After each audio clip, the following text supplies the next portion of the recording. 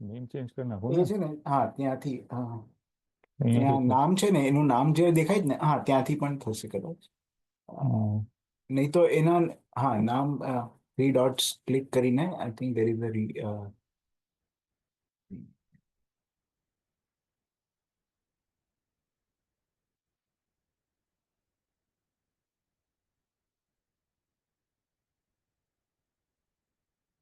Just be careful. હા જો બે જણા વેઇટ થાય છે, હા. Hmm. I'm just joining everyone. Usually what I do, આમાં છે ને, if you click on this three dots અને આ જે પ્લે સાઉન્ડ છે ને એને Hmm. ટિક કરી દો. હા એટલે વી નો, અધરવાઇઝ છે ને ખબર નથી પડતી. Hmm.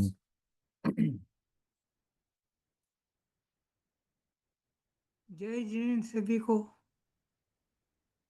जय जितेंद्र अंकल जी, कैसे हैं?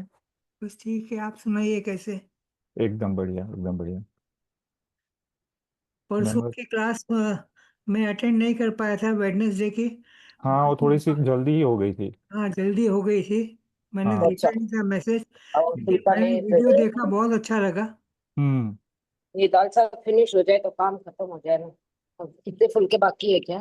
कितना फुलका है तो नम्रता जी जय जितेंद्र, मधु जी जय जितेंद्र। जय जिनेन्द्र सर। कैसे है सब? Sorry. Fine, very fine sir. 5 minutes बहुत में अच्छा। आ रही हूँ सर। हाँ हाँ। हाँ जी।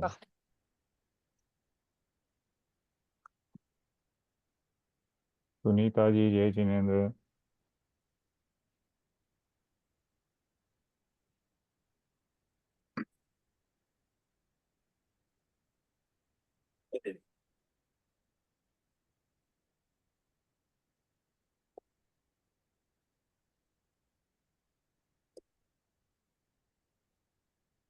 कैसे है सर आप?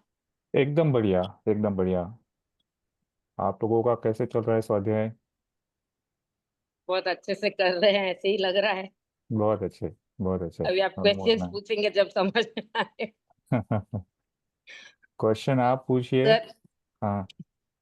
मैं एक्चुअली अपन मंडे सात तत्व संबंधी भूल करे सात तत्व कर लिए थे।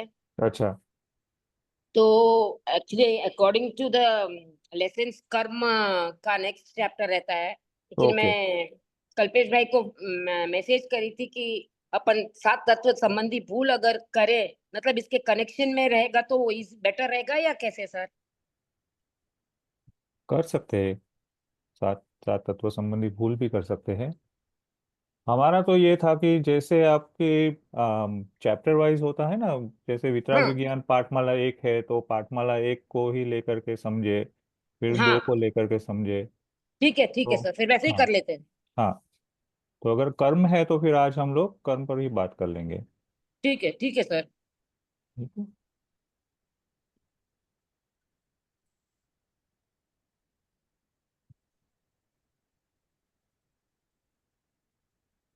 रेडी। કોઈને મંગલાચરણ કરવું अब છે તો आप कोई मंगलाचरण करवाना चाहेंगे?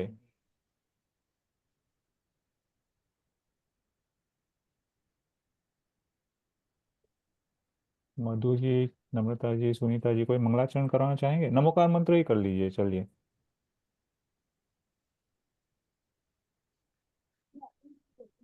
नहीं, आधा।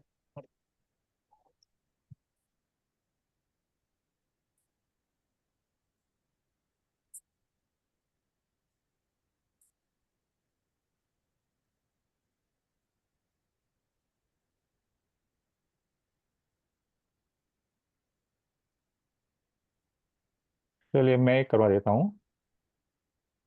हे पाणिपात्री वीर, जिन जग को बताया आपने, जग जाल में अब तक फसाया, पुण्य एवं पाप ने, पुण्य एवं पाप से है पार मग सुख शांति का, यह धर्म का है मर्म, यह विस्फोट आत्म क्रांति का।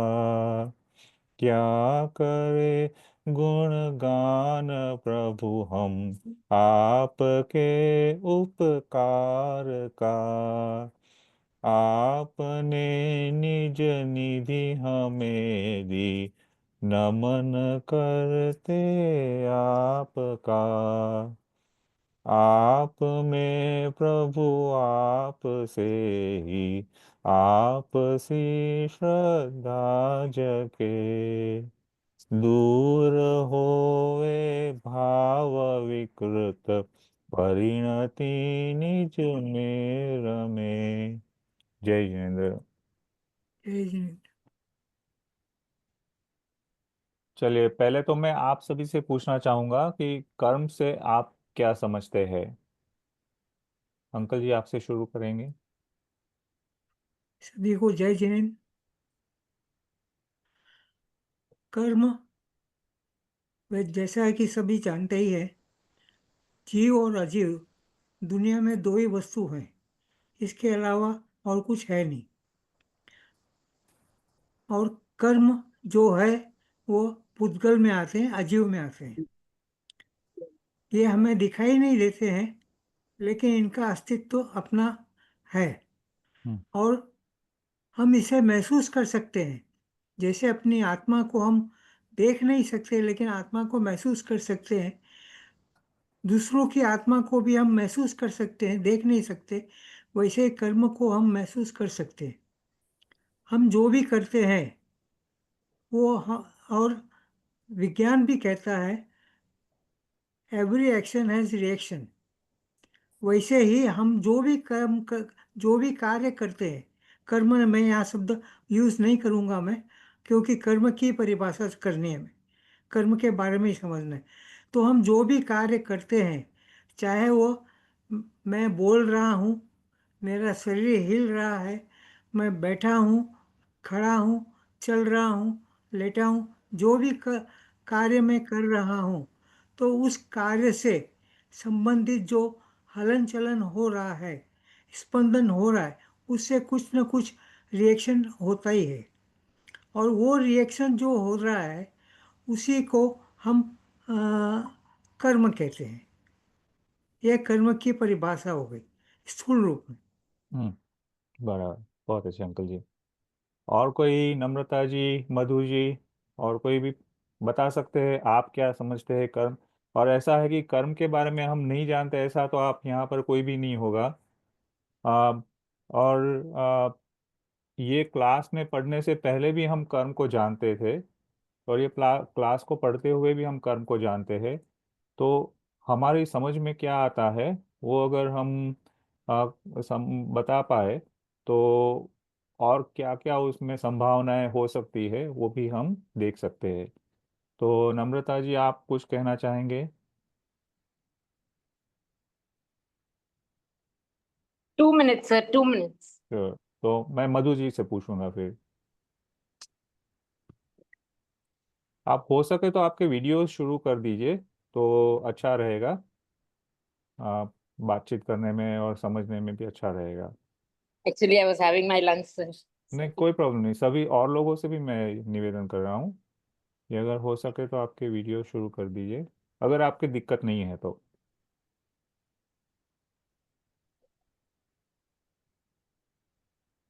मधु जी, आप कुछ कहना चाहेंगे कर्म के बारे में, आप क्या समझते हैं।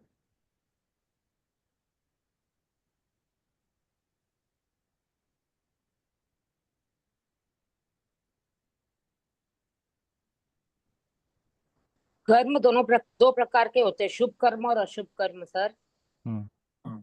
शुभ कर्म के बंधन से हमारे तकलीफ थोड़े कम महसूस होते हैं, हम्म। और अशुभ कर्मों से हमें भुगतना पड़ता है। मतलब जैसा हम बांधते हैं उससे हमें वापस चुकाना पड़ता है। हम्म। ठीक है। अच्छा, शुभाशुभ का एग्जैक्ट मीनिंग क्या रहेगा सर? शुभाशुभ। शुभाशुभ माने जिसमें शुभ भी है अशुभ भी है, दोनों का अच्छा। मिला करके जो जुड़ा हुआ है। अच्छा। ठीक है। ठीक। और शुद्ध इज एकदम। जिसमें कुछ मिलावट ही नहीं है, जो हाँ। जैसा है वैसा ही है। उसमें किसी और चीज़ की मिलावट नहीं है, वो शुद्ध है। 24 कैरेट सोना। हम्म। हम्म। प्रीति जी, आप कुछ कहेंगे? मैंने जस्ट अभी ज्वाइन ही किया है तो हाँ, मैं प्रश्न आ, ये था कि कर्म कर्म के ऊपर में आज थोड़ा सा हम रिवीजन कर रहे हैं। तो हाँ कर्म से आप क्या समझते हैं? आपने जो पढ़ाई की या क्लास में भी जो कुछ भी सुना, या आपकी जो पहले जो कुछ भी जान थी कर्म को लेकर के, तो आप हाँ। कुछ बताना चाहेंगे?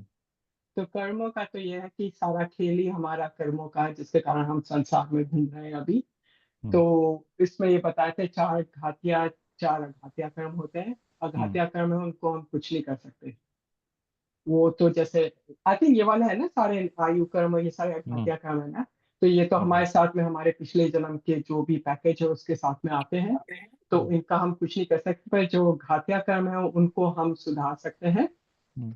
और इसमें सबसे जो डेंजरस है वो है मोहनीय कर्म, हम्म। जिसके कारण हमारा सारा मोह राग माया मान सब कुछ होता है, जिसके कारण हमारा ये होता है। और दूसरा है वो नौ, एक मैम ने समझाया था वो 5 उंगलियों के हिसाब से ना, कि ये आश्रव, बंध, निजरा, ना आश्रव, बंध, संवर, निजरा और मोक्ष, उसका ये उन्होंने सारा बताया था। और उसके बीच में वो नौ कर्म आता है कि हम जैसा भाव करते हैं उसके हिसाब से फिर हमारा जैसे पिछले जन्म का जो कर्म है उसके कारण जो फल है वो इसमें उदय आता है इस जन्म में। और फिर हम्म। उसके ऊपर डिपेंड करता है कि हमारे भाव कैसे बनते हैं। अगर हम्म। हम में क्या बोलते हैं वो संयम है और हम कोई भाव नहीं उत्पन्न करते, उस समय जैसा है वैसा ही सब कर लेते, तो वो सबसे अच्छी बात है। तो उसमें हम्म। थोड़ा टाइम लगता है सबको पहुंचने में उसमें। पर अगर हम्म। हम क्रोध नहीं करें, कोई सोचे में ये बोला आया है चला जाएगा, हम्म। उसके पर कोई अपना नहीं करे, तो हम उसकी निजरा काफी जल्दी से हो जाती है। उसमें अपने बंद बहुत कम उसका होता है, क्या बोलते हैं, कम समय दृढ़ता बहुत का कम होता है। है। हाँ। तो ये है। और जैसे कर्म का तो जब हमको मोक्ष मिलना है तो हमको सारे कर्म चाहे वो शुद्ध हो। नॉर्मली क्या होता है कि अभी तक जो है ना 7 तत्व संबंधी भूल, तो उसमें यही है कि हम ये जानते तो हैं कि हाँ हमको पूजा करनी चाहिए, ये करना चाहिए, वो सब कुछ करना चाहिए, पर वो सारे शुभ कर्म में आते हैं, वो शुद्ध कर्म में नहीं आते। और उसमें हम्म। भी उसमें भी हमारे क्या बोलते हैं बंद होते जाते हैं। हम ये सोचते हैं पुण्य, उसमें पुण्य और पाप के उसमें आ जाते हैं। जैसे हम पूजा करते हैं, पाठ करते हैं, हम्म। भावना अच्छी होती है, तो हम्म। उससे उसको कहेंगे वो कर्म बंधन है, पर वो शुभ बंध है जिससे हमको पुण्य मिलेगा। पर जैसे हम उसमें अगर कर्ता भाव ले आते हैं तो उसी बंध को हम पाप के उसमें आ जाता है वो। और हो सकता है कि उसकी इंटेंसिटी कम हो जाए, क्योंकि कर्ता भाव है पर फिर भी थोड़ा सा मतलब अच्छे काम के लिए किया है, तो वो हो जाता है। और दूसरा जैसे बताया कि कर्म का एक, कि अगर आप अपने व्यवसाय के हिसाब से कर रहे हैं और उसमें किसी की मृत्यु हो जाती, कुछ हो जाती, तो उसमें आपका बंद बहुत कम या लगता ही नहीं है या बहुत कम होता है, क्योंकि आपके भाव उसको बचाने के हैं, उपयोग के हैं। पर वही हम्म। अगर आप सोच करके करते हैं कि नहीं मेरे को इसको मारना है या कुछ करना है, तो उसमें फिर वो वो जो अनंत आत्मा। इंटेंसिटी का होता है ना, हाँ। अनंता बन। हाँ, ग्रंथानुबंधी वाला कर्म लग जाता है, वो है। और अभी बहुत कर्म कर्म की माया है सारी इस दुनिया में जो भी है वो। और फिर गुण स्थान डिपेंड करता है कि हम कहाँ पे कौन से गुण स्थान में हैं और उस हिसाब से क्या है। बहुत अच्छे। आपने पूरी जैन फिलोसॉफी को 1-2 मिनट के नहीं अंदर नहीं, में आप लोग प्रेजेंट के कर सामने दिया तो बहुत है। छोटे हैं हम। नहीं, ऐसी बात नहीं है। देखिए, कोई भी जीव जो है ना, वो कभी भी छोटा या बड़ा नहीं होता है। उसकी अवस्था छोटी बड़ी हो सकती है। जीव हाँ। कभी छोटा बड़ा नहीं होता है। तो इसीलिए कभी भी ऐसा नहीं सोचना चाहिए। हाँ, अंदर में अभी बहुत कुछ सीखना बाकी है, बहुत कुछ प्राप्त करना बाकी है, उसका एक एहसास होना चाहिए। हम्म। लेकिन हम कोई भी किसी से भी कम नहीं है। हम जो सिद्धू हुए हैं उनसे भी कम नहीं है, जो अरिहंत हो रहे हैं उनसे भी कम नहीं है। बस हमारी अवस्था में अभी थोड़ी सी कमजोरी है, उतना हम समझ लें। और दूसरा है देश शास्त्र गुरु के हिसाब से जो सम्यक हाँ। जो बताया है, सम्यक ज्ञान दर्शन चरित्र, उसी के हिसाब से जिन लोग पढ़ाते हैं या हम्म। समझाते हैं, जिनवानी अपनी, उन्हीं को मानना चाहिए। उन्हीं से सच्चा धर्म मिलता है, हमको सच्चा धर्म सीखने को मिलता है, मार्ग मिलता है। मार्ग मिलता है। जिससे हम मोक्ष मार्ग की तरफ बढ़ सकते हैं। बहुत अच्छे। मैं तो इसके हाँ डिटेल में नहीं गया, मैंने तो सिर्फ इसकी परिभाषा ही बताई थी। हाँ बिल्कुल। आ, कल्पेश जी, आपसे मैं पूछूंगा, आप कुछ कहना चाहेंगे कर्म को लेकर के? हाँ, कर्म का अलग अलग एंगल से अलग अलग डेफिनेशंस है उसकी या क्लासिफिकेशंस है। तो सबसे पहला तो जब हम अपने मोह और राग राग द्वेष आदि जो भाव करते हैं, तो वो सबसे पहले तो भाव कर्म है।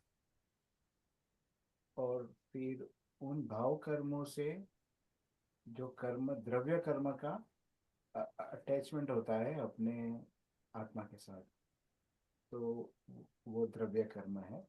तो that is one way of looking at it. Kalpesh another. जी, आवाज कम आ रही है आपकी थोड़ी। अच्छा, इज इट बेटर नाउ? हाँ, आपका म्यूट पे लग रहा है। हाँ हाँ हाँ हाँ।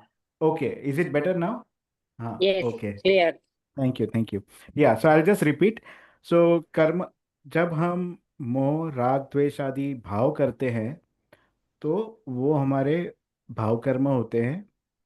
और उन भाव कर्मों से जब द्रव्य कर्म आकर्षित होके अपने आत्मा के साथ उनका बंध होता है, तो वो द्रव्य कर्म है। और तो जैसे कई लोगों ने बताया आगे कि मोहनीय कर्म जो है, वो सबसे उनका राजा है, इसलिए मोह राजा कहते हैं उसको। तो वैसे 8 प्रकार के कर्म है, उसमें दो चार घातिया है और चार अघातिया है। जो घातिया है वो, उनके दो रीजन है इसको घातिया कहते हैं। एक तो क्योंकि सर, वो आपका वॉइस सॉरी। एको हो रहा है, सॉरी। हाँ सॉरी। हाँ, सौरभ भाई, आई म्यूट, आई म्यूट तमारो इट। म्यूट कर ही दो। हाँ, ओके। क्योंकि एक्चुअली आज, इज इट नाउ गॉन? हाँ। Okay okay. हाँ। Yes yes, clear. तो घातिया कर्म में क्या होता है कि एक तो वो आत्मा के गुणों का घात करते हैं, इसलिए उनको घातिया कहते हैं। और दूसरा, हम तप वगैरह करके उन कर्मों का हम नाश कर सकते हैं उदय में आने से पहले, इसलिए भी उनको घातिया कर्म कहा जाता है। तो और जो अघातिया कर्म है, वो आत्मा के गुणों का घात नहीं करते। वो जो अपने नो कर्म होते हैं, यानी जो आत्मा से related, so particularly body related होते हैं, तो उन इसलिए उनका घात एक तो वो आत्मा के गुणों का घात नहीं करते, और दूसरा हम उन कर्मों को तप वगैरह करके उनके उदय से पहले हम उन कर्मों का घात नहीं कर सकते। इन दो कारणों से उनको अघातिया कर्म कहते हैं। जब चार घातिया कर्म का नाश होता है, तो आत्मा 13वें गुण स्थान में आती है, जो अरिहंत परमात्मा की होती है। और जब बाकी के चार अघातिया कर्म का नाश होता है, तो 14वें गुण स्थान पे सिद्ध हो जाता है आत्मा। तो एक तो वो हुआ। और दूसरा जो हमने वो इंटेंसिटी के हिसाब से जो हमने बात की थी, कि 4 प्रकार के, depending on the intensity of the कर्म, 4 प्रकार के होते हैं। तो सबसे जो स्ट्रॉन्गेस्ट होते हैं वो है अनंतानुबंधी कर्म। तो जब वो तभी जाते हैं जब जीव चौथे गुण स्थान में आता है। चौथे गुण स्थान में जब आत्मज्ञान करता है, तो वो अनंतानुबंधी कर्म खत्म हो, उनका नाश हो जाता है। फिर उससे निचले वाले हैं, वो है अ, अपना प्रत्याख्यानी कर्म। और उसके बाद तो प्रत्याख्यानी कर्म है, वो बेसिकली जब जीव प्रत्याख्यान में होता है, यानी पचखांड में होता है, लाइक तब तो उसकी थोड़ी इंटेंसिटी कम होती है, तो उसके कर्मों की दशा भी थोड़ी कम तीव्र होती है कंपेयर टू अनंतानुबंधी कर्म। उससे वीकर जो होती हैं वो है अप्रत्याख्यानी कर्म।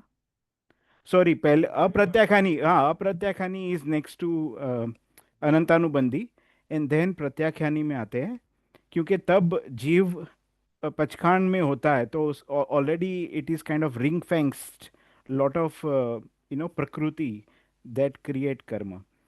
एंड देन सबसे जो वीकेस्ट कर्म होते हैं वो संजोलान कषाय कर्म होते हैं।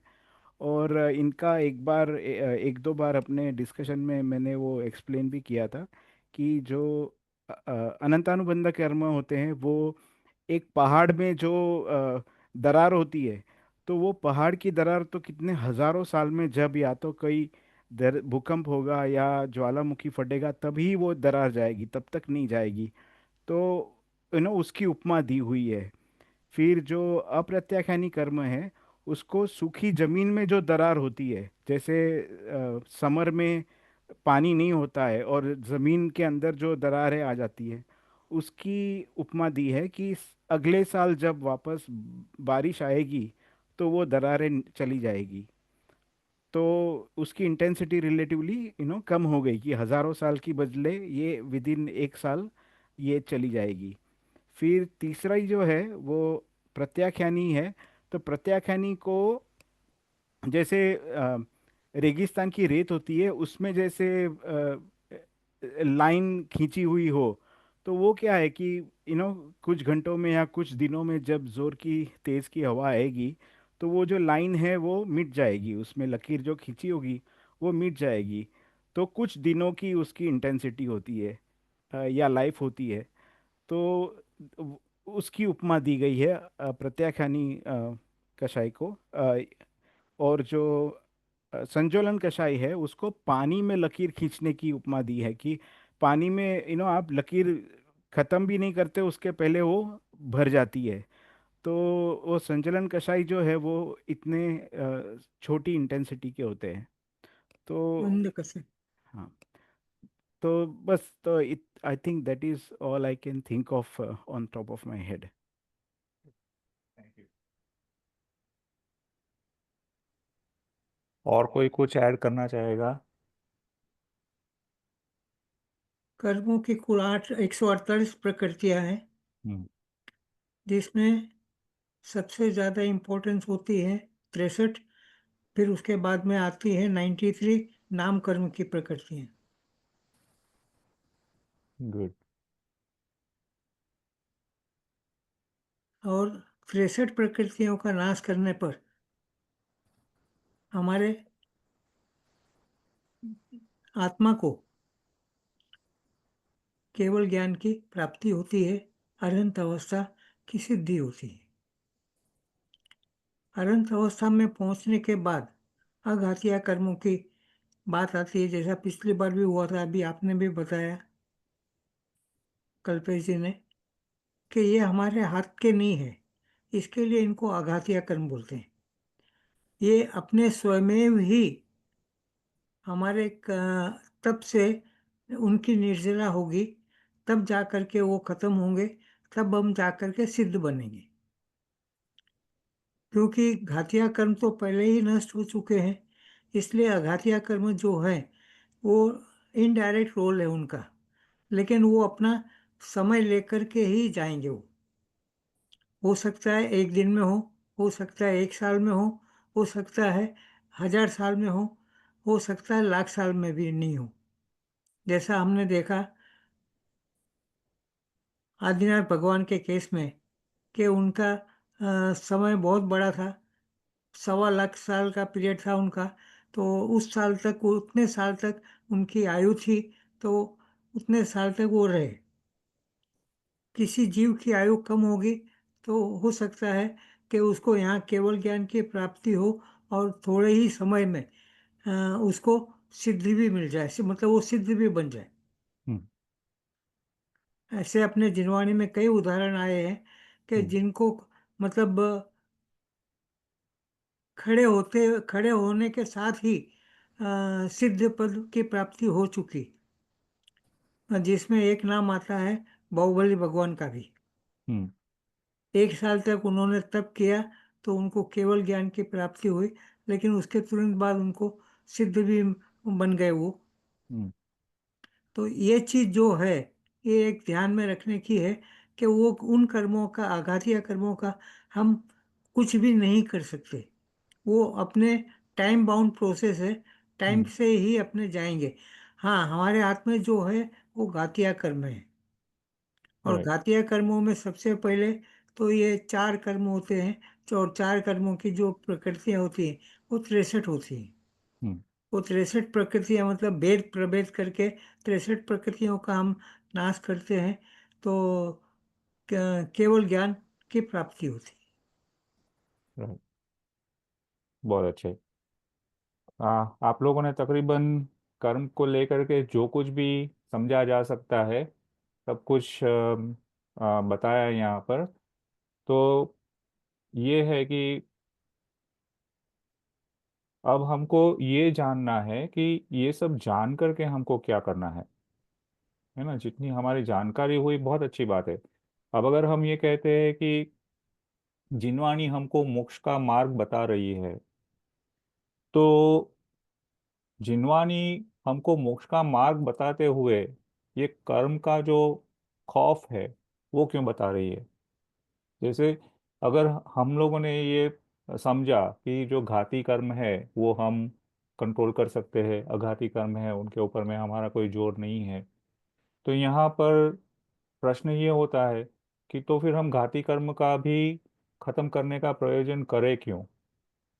कि जब हमारे अघाती कर्म का हमारे हाथ में कोई आ, ये कंट्रोल ही नहीं है, तो फिर जैसा चल रहा है वैसे चलने दे, क्यों उसमें भी हम कुछ और परेशानी करें। तो हमको जिनवानी हमको किस तरह से एक पावर दे रही है, एक तरह से एक जैसे कोई योद्धा होता है, जैसे कोई एक वॉरियर होता है, उसके पास में जाकर के आप ये कहो कि आपका दुश्मन जो है ना वो बहुत, इसके पास में ये वेपन है, उसके पास में वो वेपन है, वो न्यूक्लियर पावर से जुड़ा हुआ है, वो आपको एक क्षण में भस्म कर सकता है। तो वो योद्धा को उसका उसके जो भी उसकी स्थिति है उसमें उसको और पुरुषार्थन चढ़ेगा या कमजोर बन जाएगा। क्या उसको, अगर आप ये कहते हो कि उनके पास में इतनी सेना है, इतने ये है वो है, तो वो उसको और युद्ध करने के लिए और उत्साह मिलेगा या वो कमजोर हो जाएगा। तो उसको अगर उत्साह देना है तो उसको ये भी बताना पड़ेगा कि वो सब होने के बावजूद भी तुम्हारी शक्ति के सामने उनकी कोई शक्ति है नहीं। तभी उसके अंदर में ये पुरुष जगेगा कि हाँ मुझ में ये शौर्य है, मुझ में ये शक्ति है कि ये सब होने के बावजूद भी उनको मैं हरा सकता हूँ, उनके ऊपर में मैं हावी हो सकता हूँ। तो उसी तरह से हमको भी जिनवानी ये कहती है कि कर्म को देखने की हमारी जो दृष्टि है वो हमको थोड़ी सी खोलनी पड़ेगी। तो हमको जब भी कोई भी जिनवाणी का कोई भी हिस्सा हमारे सामने जब प्रस्तुत होता है, हमारी समझ में आने के लिए वो हमसे बताया जाता है, तब सबसे पहली चीज जो हमारे दिमाग में आनी चाहिए वो ये है कि हमारा पर्पस क्या है। कोई भी जानकारी आप समाज संसार की भी कोई जानकारी लीजिए, तो हमारी संसार की भी जो जानकारी लेने की जो इच्छा होती है या जो हमारा इंटेंशन होता है उसमें कहीं ना कहीं हमारा पर्पस छुपा हुआ है। हम जानते हैं कि इस पर्पस से हमको ये करना है, उस पर्पस से जानना है, उस पर्पस से सीखना है। तो वैसे ही जिनवाणी की जो भी बातें हैं, जो भी हमको ज्ञान के रूप में प्रकट हो रहा है हमारे सामने, उनके लिए भी हमारा पर्पस निश्चित होना चाहिए। अब हम ये कह सकते हैं कि मोक्ष जो है वो हमारा पर्पस है, तो प्रिलिमिनरी लेवल पर तो मोक्ष पर्पस हो सकता है, लेकिन जब हम उससे आगे बढ़ते हैं तो हमको समझना है कि उसकी प्रक्रिया क्या है। तो हमको पहले ही सेकेंड ही चैप्टर में बता दिया गया कि उसकी प्रक्रिया है बहिरात्मा से अंतरात्मा, अंतरात्मा से परमात्मा। तो कोई भी जब हमारे सामने जिनवानी की बात आती है तो हमारे लक्ष्य में ये होना जरूरी है कि अभी हम बहिरात्मा है, अभी हमको अंतरात्मा की सफर करनी है। और अंतरात्मा की सफर करने के लिए हमको जो कुछ भी सीखना पड़े वो हमको सीखना है, वही जिनवाणी हमको बता रही है। यहाँ पर हमको कर्म के बारे में बता करके हमको कमजोर नहीं बनाना चाह रहे। वो हमको शक्ति देना चाह रहे हैं कि इतने सारे कर्म है, आपने अनादिकाल से बांधे हैं, फिर भी आपकी शक्ति के सामने इन कर्मों की कोई शक्ति है नहीं। क्यों नहीं है? क्योंकि आपकी जो व्यवस्था है, आपके जो लक्षण है, आपका जो गुण है, वो अलग है। कर्मों की जो शक्ति है, कर्मों के जो लक्षण है, कर्मों के जो गुण है, वो अलग है। अब हम एक उदाहरण लेकर के करेंगे इस बात को। मान लीजिए कि आप में रहते हैं, मकान में रहते हैं, जिस स्थान पर आप रहते हैं, आपके पड़ोस में कोई जो पड़ोसी, नए पड़ोसी आए। अब ये नए पड़ोसी आए, आप उनको जानते नहीं हैं। आप उनके साथ में अपनी पहचान बनाते हैं, उनके साथ में बातचीत करते हैं, उनको जानने की कोशिश करते हैं कि ये कौन है, क्या है, कहाँ से आए हैं, किन इनका स्वभाव कैसा है। अब मान लीजिए कि 1-2 महीने तक सब कुछ ठीक चल रहा है, और सब कुछ ठीक चलते हुए आपको लगा कि हाँ, ये पड़ोसी तो अपने काम का है, इससे संबंध रखेंगे तो हमारी कोई भी दिक्कत आएगी तो ये हमको मदद करेगा। ठीक है। अब 2 महीने गए नहीं कि ये पड़ोसी अब पूरा बदल गया, स्वभाव बदल गया। अब वो छोटी छोटी बातों पर क्वेश्चन करता है, छोटी छोटी बातों पर समस्या पैदा करता है। कोई भी ऐसी घटना बनी तो तुरंत से आपसे झगड़ना झगड़ना शुरू करता है। तो अब आप ये सोचते हो कि अरे, इतने में इसका परिवर्तन कैसे हो गया? 2 महीने पहले तो इतनी अच्छे से बात कर रहा था, अभी ये कैसे बदल गया? तो अब इनसे बात की जाए या ना की जाए? तो अब आप सोचते हो कि नहीं, इनसे तो दूर रहना ही अच्छा है। ठीक है। अब आप उनसे दूर रहने की कोशिश करें, लेकिन वो आपके पीछे चिपका ही रहे। आप क्या करें? आपके सामने एक ही रास्ता है कि भाई, जब वो आए तो रास्ता बदल दो, या अपने घर में रहो। अपने घर में रहो तो सुरक्षित हो, बाहर निकलो तो कहीं ना कहीं आपके पीछे दौड़ेगा। है ना? तो इसी तरह से ये कर्म जो है ना, ये वो पड़ोसी है कि वो पहले 2 महीने वो हमको अच्छा लगता है तो हम उनको पुण्य कर्म के रूप में देखते हैं। फिर वो अपना रंग बदल देता है तो हम उसको पाप कर्म के रूप में देखते हैं। और फिर जब हमको लगता है कि ये पुण्य और पाप के रूप में है तो ये हमको परेशान कर रहा है, अब इससे हमको कैसे छुटकारा लेना है, तो भगवान कहते हैं कि अपने घर में आके रहो, तो ही आप इनसे छूट सकते हो। है ना? तो मतलब कहने का ये है कि ये कर्म जो है, ये जैसे कर्म शब्द जो भी है ना, वो कर्म शब्द की भी अलग अलग जगह जगह पर अलग अलग अपेक्षाएं बताई गई है। उस शब्द का उपयोग भी अलग अलग तरीके से किया गया है। लेकिन जिनवाणी में जहाँ कर्म का प्रयोग अपनी अ, मोक्ष की अपेक्षा से जहाँ किया गया है, वहां पर ये कर्म जो पुद्गल है उनके रूप में कहा गया है। तो अब ये कर्म भी जो है, ये भी अ, है तो एक व्यवस्था। वास्तव में तो जो कार्बन वर्गणाएं हैं, जो पुद्गलों में एक एक प्रकार की जो ग्रुपिंग होती है, उनको कार्बन ग्रुपिंग कहते हैं। ये कार्बन वर्गणाएं हैं जिनका शरीर अपने जीव के साथ में कोई लगाव ही नहीं है, उनको कोई अपने से रुचि ही नहीं है, क्योंकि उनको तो ज्ञान दर्शन है नहीं, वो तो चेतन स्वरूप है नहीं। वो क्यों किसी के बीच में पड़े? वो तो अपनी घूम रही है इस संसार में, जैसे चल रहा है वैसे वो घूम रही है। लेकिन जीव जो है ना, वो बड़ा शैतान है। वो चाहता है कि कुछ तो नाटक देखा जाए, कुछ तो परिस्थिति में बदलाव आना चाहिए तो कुछ मजा आए। ये ऐसे ही जीव रह करके तो बहुत बोरिंग लगता है। इसीलिए फिर वो ऐसी कुछ हरकतें करता है जिनकी वजह से वो इन कार्बन वर्गणाओं को अपनी ओर आकर्षित करता है। और जब वो आकर्षित करता है, तो अब कार्बन वर्गणाएं तो इतनी ज्यादा भी है और इतनी सूक्ष्म भी है कि वो सब किन किन को चुनेगी, किन किन के साथ में जुड़ेगी। तो उनके अंदर में जो एक पुद्गलिक परिवर्तन होता है, जो पुद्गल के रूप में वो अपनी आत्मा के जितने भी एरियाज है, जितना भी पोर्शन है, वहां जा करके वो उनके साथ में जुड़ जाते हैं, जैसे पड़ोसी के जैसे। अब जब वो जुड़ जाते हैं, तब हम ये कहते हैं कि अब हमको ये कर्म जो है बंधन में हमको डाल दिए, अब हमको वो परेशान कर रहा है। अब इससे दूर करने के लिए हमको इस कर्म का नाश करना पड़ेगा। हालांकि हम नाश करने की जो अपेक्षा है वो हमसे संभव नहीं है। अगर हम बातचीत की भाषा में हम कह सकते हैं कि हम कर्म का नाश करते हैं।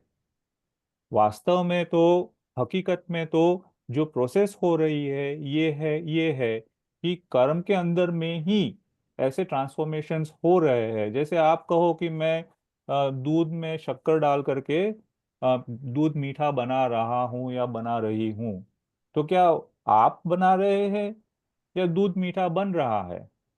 आप व्यवहार से कह सकते हैं कि मैंने शक्कर दूध में डाली इसीलिए दूध मीठा हुआ, लेकिन वही शक्कर दूध में ना मिलना चाहती तो क्या होता? आप कितनी ही शक्कर डाल दो दूध मीठा नहीं होता। आप पानी के अंदर में तेल डाल करके देखिए, आप कितना ही तेल डाले कितना ही पानी डालिए फिर कहिए कि मिलता है। तो जहाँ जैसी संभावना है वहाँ उसके नैसर्गिक स्वरूप में वैसी ही घटना बनेगी। उसमें कोई भी एक द्रव्य दूसरे द्रव्य के अंदर में परिवर्तन उसके नेचर में नहीं ला सकता है। तो इसीलिए हमको क्या समझना है कि हाँ, शुभ कर्म है, अशुभ कर्म है, घाती कर्म है, अघाती कर्म है, इनके कैटेगरीज भी है। जैसे हम ये कहे कि हमारे पड़ोसी है, तो पड़ोसी के घर में उन पति भी है, पत्नी भी है, बेटा भी है, बेटी भी है, सब है, वो है, लेकिन क्यूम्युलेटिवली वो पड़ोसी ही है। और क्यूम्युलेटिवली जब तक मैं उनके सामने नहीं आता हूं तब तक वो मेरे संपर्क में नहीं है। तो जब मुझे बहिरात्मा से अंतरात्मा की ओर जाना है, तो ये जर्नी में मुझे ये तय करना है कि मुझे क्या करना है। मेरे कर्म ये तय नहीं करेंगे कि मुझे क्या करना है। आपके पड़ोसी ये नहीं तय करेंगे कि आपको कहाँ जाना चाहिए। वो ये तय नहीं करेंगे कि आपको आज बाजार जाना चाहिए, आपको आज मूवी देखने जाना चाहिए, आप आज आपको घूमने जाना चाहिए। वो आप तय करते हो। और जब उस शक्ति का हमको अनुभव होता है कि मेरी डिसीजन मेकिंग मेरे पास में है, तब जा करके हम ये समझते हैं कि जो डिसीजन मेकिंग मेरे पावर में है वही डिसीजन मेकिंग मुझे बहिरात्मा से अंतरात्मा की ओर ले जा सकती है। सौरभ भाई, या एक क्वेश्चन, सवाल है श्योर, गो अहेड। कि आपने जो पड़ोसी का एग्जाम्पल दिया, हम्म। तो पड़ोसी का तो अपना खुद का एक अस्तित्व है, इट्स एन या इंडिपेंडेंट एंटिटी। या कर्म तो उत्पन्न होते हैं ना। नहीं होते हैं ना। तो कर्मन वर्गणा जो आप बता रहे हैं, हम्म। तो ट्रांसफॉर्मेशन है वो, ट्रांसफॉर्मेशन है, मतलब उत्पाद व द्रव्य जो है उसमें अगर हम कहें कि कार्बन वर्गणा के जो पुद्गल है वो द्रव्य के रूप में कार्बन वर्गणा है, उनमें कर्म के रूप में जब उनके अंदर में परिवर्तन होता है तो वो अब जितनी उसकी एक अमाउंट होती है, तो जितने अमाउंट में वो कर्म बने, कर्म के रूप में उनका परिवर्तन हुआ, उतने आपके कर्म हुए। ठीक है, जैसे फॉर एग्जांपल आप ये कहो कि मैं 100 ग्राम सब्जी से 1 किलो, मान लीजिए कि रॉ सब्जी है, उसमें से आप करी बनाना चाहते हैं, तो आप उसमें से 1 किलो करी तो नहीं बना सकते हैं ना। आपको 100 ग्राम से 100 ग्राम बनेगा। 100 ग्राम से 80 ग्राम कर सकते हैं, 100 ग्राम से 40 ग्राम कर सकते हैं, 100 ग्राम से 1 किलो करना है माने आपको उसमें मिलावट करनी पड़ेगी। तो कार्बन वर्गना में मिलावट नहीं होती है, उनका जो ट्रांसफॉर्मेशन होता है, वो ट्रांसफॉर्मेशन जो है वो एक अमाउंट में होता है, एक मात्रा में होता है। और वो जो है वो इनको हम कर्म कहेंगे, माने कर्म उत्पन्न नहीं होते हैं। अगर हम पर्याय की दृष्टि से कहें तो कर्म की उत्पत्ति है, हम्म, अगर हम द्रव्य से कहें तो उनकी उत्पत्ति नहीं है, क्योंकि वो तो है, मतलब कार्बन वर्गना तो है, एग्जिस्टेंशियली है। हम्म, अच्छा, तो कर्मन वर्गणा जो है वो एग्जिस्टिंग है। हम्म। पर हम जब बोलते हैं कि कर्म की उत्पत्ति हुई, तो यानी उसका वो द्रव्य वर्गना में कर्म से में रूपांतर होके जो रूपांतर अपने हुआ। आत्मा के हाँ। साथ जो जुड़ जाता है। हाँ। वो। अच्छा, वो बात सही। थैंक ठीक है ना, तो अस्तित्व तो है। यू। मतलब इस संसार के अंदर में पूरे तीन लोक में कोई भी ऐसी चीज नहीं है जो कंस्ट्रक्ट हो रही है। हम्म। नई चीज आती नहीं है कोई भी। जो है वो इन्हीं व्यवस्था में। जैसे आप ये कहे कि आप आज मनुष्य के जन्म में हो, ठीक है। अब आप जब देवलोक में जाओ तो आप देव बन गए। तो इसका मतलब ये हुआ कि आप मनुष्य में उत्पन्न हुए और फिर देव में उत्पन्न हुए, तो ये उत्पत्ति हुई बताई। तो ये उत्पत्ति हुई किस अपेक्षा से? ये उत्पत्ति हुई पर्याय की दृष्टि से। लेकिन द्रव्य दृष्टि से तो कोई फर्क नहीं पड़ा। आप इस उत्पन्न तो हुआ। मनुष्य में भी आप जीव ही है, और देव में जाओगे तो भी जीव ही रहोगे। यहाँ भी अजीव नहीं बनते हो, वहां भी अजीव नहीं बनोगे। यहाँ भी पुद्गल नहीं बनते हो, वहां भी पुद्गल नहीं बनोगे। तो at a gross level there may be change, but at a subtle level there is no change. सही। है। तो नेचर देखते हैं हम, अगर तो नेचर की दृष्टि से ये जो जैसे जीव है तो वो नेचुरली कॉन्शियस स्टेट ही है। अजीव है माने पुद्गल है, वो नेचुरली मतलब नॉन कॉग्नाइजिंग स्टेट ही है। समय जो है वो नेचुरली परिवर्तनशील, परिवर्तन का क्या कहते, कैटलिस्ट ही है। तो वैसे एट द ग्रॉस लेवल आप कह सकते हो कि कर्म उत्पन्न हुए, मैंने ये कर्म बांधा। लेकिन एट अ सटल लेवल वो कर्म जो है उत्पन्न नहीं हुआ। एक्चुअली तो वो कार्बन वर्गणा में ट्रांसफॉर्मेशन हुई। मतलब जब मैं कर्म की उत्पत्ति नहीं है तो उसका डिस्ट्रक्शन कैसे होगा? है ना। तो डिस्ट्रक्शन जब हम कहते हैं तो हम भी यही कह रहे हैं कि जो कार्बन वर्गणाएं पुद्गल में से उस पुद्गल के रूप में से परिवर्तित होके कर्म के रूप में मेरे साथ जुड़ी, जब वो मुझसे डिस्चार्ज हो गई, डिसएंगेज हो गई, तो वो फिर से कार्बन वर्गणा बन गई। मतलब मैंने कर्म का क्षय किया। अब ये व्यवहार में हम कह सकते हैं कि मैंने कर्म का क्षय किया, लेकिन एक्चुअल प्रोसेस अगर देखी जाए तो मैंने कर्म के साथ में कुछ भी नहीं किया, क्योंकि मैं कर ही नहीं सकता हूँ। I am a conscious state and कर्म is non cognizing state, unconscious भी नहीं कहूंगा। ठीक है। तो वो नॉन कॉग्नाइजिंग स्टेट के अंदर में मैं कैसे कुछ कर सकता हूँ? अब शक्कर ये बोले कि मैं दूध को मीठा करती हूँ, तो शक्कर दूध को मीठा कर सकती है क्या? नहीं कर सकती है। क्योंकि शक्कर का जो मॉलिक्यूलर एटॉमिक लेवल जो स्टेट है वो कभी दूध के रूप में परिवर्तित नहीं हो सकता है। दूध का जो एटॉमिक स्टेट है वो दूध में रहेगा, शक्कर का जो एटॉमिक स्टेट है वो शक्कर में रहेगा। उनकी क्लोज प्रॉक्सिमिटी है, जिनको हमारे स्वाद जो है ना, हमारा जो टेस्ट बड है, वो उनके बीच का जो भेद है वो नहीं उतनी सूक्ष्मता से जान सकता है। इसीलिए वो कहता है कि दूध मीठा हुआ। ठीक है। जो सूक्ष्मता से देखेगा, जब उसकी सूक्ष्मता में आएगा कि ये दूध दूध है, शक्कर शक्कर है, उनको दूध मीठा नहीं लगेगा, उनको शक्कर मीठी लगेगी। राइट। तो ये जो स्टेट है ये है हमारी अरिहंत स्टेट, जहां पर उनको ये, जब हमको सम्यक्त्व, सम्यक्त्व माने क्या, कि ये स्टेट का प्रिलिमिनरी एक्सपीरियंस, कि जहां पर मैं कॉग्नाइजिंग स्टेट हूं इसका अनुभव हुआ, और जहां पर ये नॉन कॉग्नाइजिंग कर्म स्टेट है उसका अनुभव हुआ, तो अब मुझे पता चला कि ये भी मेरा कुछ बिगाड़ नहीं सकते हैं, मैं भी इनका कुछ बिगाड़ नहीं सकता हूँ। तो हमारा जो रिलेशन है वो एग्जिस्टेंशियल रिलेशन है, डिपेंडेबल रिलेशन नहीं है। कर्म जीव पर नहीं नपते हैं, जीव कर्म पर नहीं निपटा है।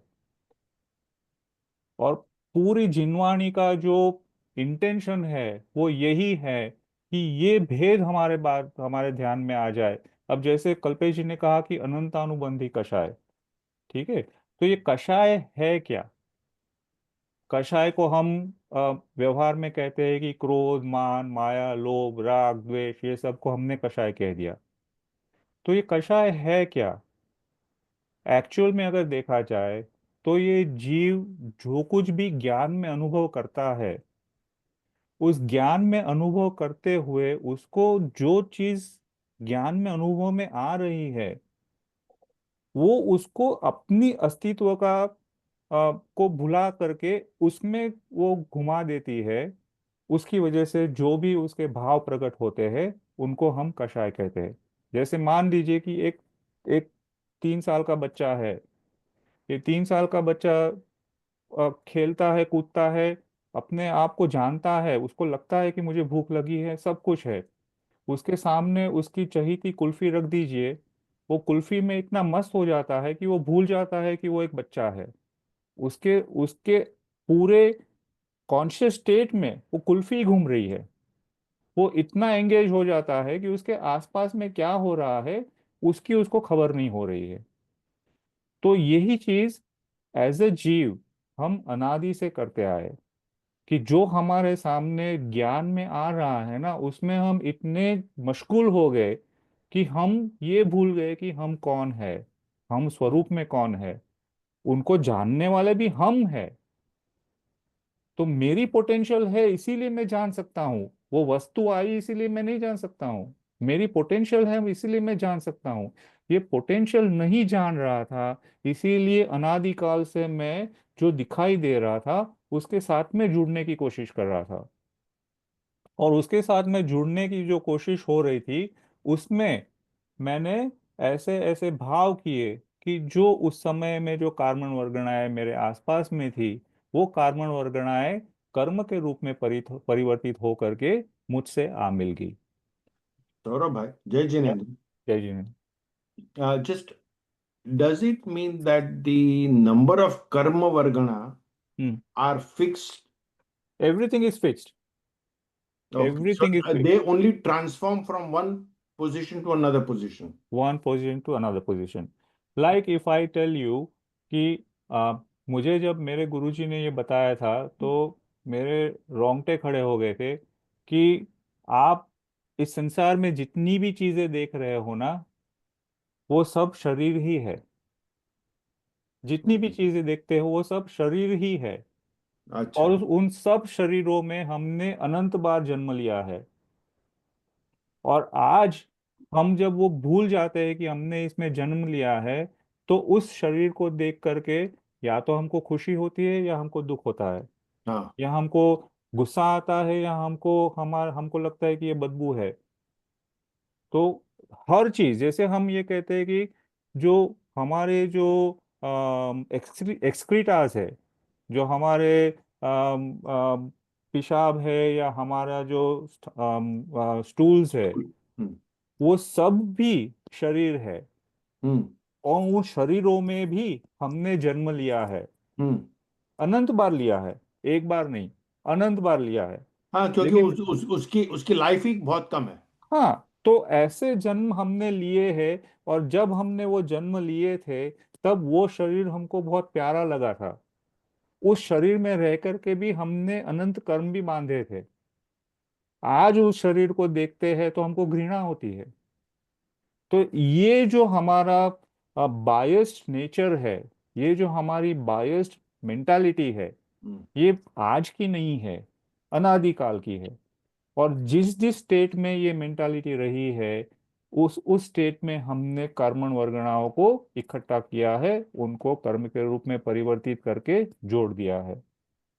जब हम इस दृष्टि से जब हम कर्म को देखते हैं, तब हमको ये ध्यान में आता है कि कर्म को खत्म करने की क्या आवश्यकता है ना। जैसे कोई एक कमजोर शत्रु है जो अपने आप ही खत्म हो रहा है, तो एक एक जो मजबूत योद्धा होता है वो क्या कहता है, अभी इसके ऊपर तो दया करनी चाहिए, ये तो अपने आप ही खत्म होने वाला है, मैं क्यों अपने शस्त्रों को उठाऊं।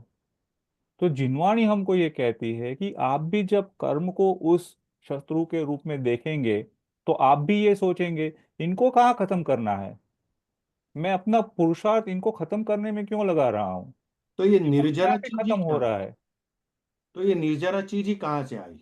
तो उसका तो कोई मतलब ही नहीं होना चाहिए 7 तत्वों में। अब वो वही तो समझना है ना, वही तो समझना है कि हमारी गलती कहाँ हो रही है। हम ये जो 7 तत्वों को समझ रहे हैं, उनको एक प्रोसेस के रूप में समझना है। कि मैंने ये समझा कि मुझे अभी बहिरात्मा की स्टेट में एग्जिस्टेंस मेरा हो रहा है। हम्म। मैं हर जो बाहर में जो भी मेरे ज्ञान में आने वाली जो भी चीजें हैं उनको देख करके रिएक्ट कर रहा हूँ। जैसे मैं अपने नेबर के साथ रिएक्ट कर रहा था, तो नेबर का स्वभाव जैसा है वो ऐसा ही रहेगा। मेरे रिएक्ट करने से या नहीं करने से वो बदलने वाला नहीं है। लेकिन मेरे रिएक्ट करने से मैं तो जरूर बदलूंगा। जो पहले मुझे शांति लगती थी, अब वहीं पर एक द्वंद्व खड़ा हो गया, वहीं पर एक झगड़ा खड़ा हो गया।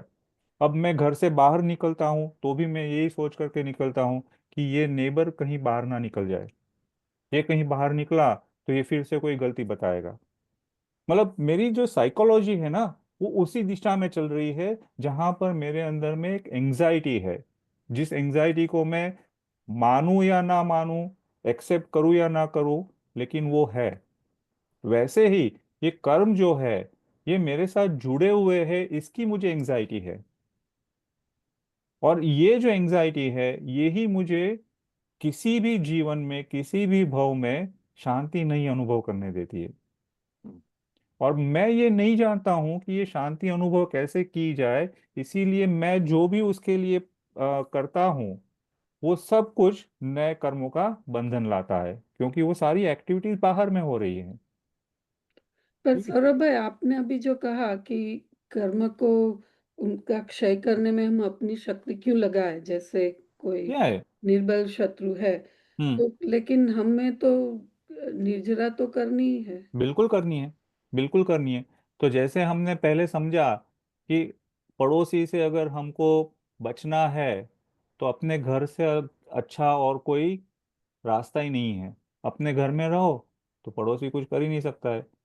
और अगर उसको जो कुछ करना है वो तो बाहर करेगा। अच्छा, मतलब अपने को उसके साथ एंगेज होने की कोई जरूरत ही नहीं है, उसको दूर एंगेज करने करोगे की। तो नए कर्म बांधोगे ना। हाँ, तो हम अपने आप ही दूर हो जाएं तो। अपने आप दूर हो जाए।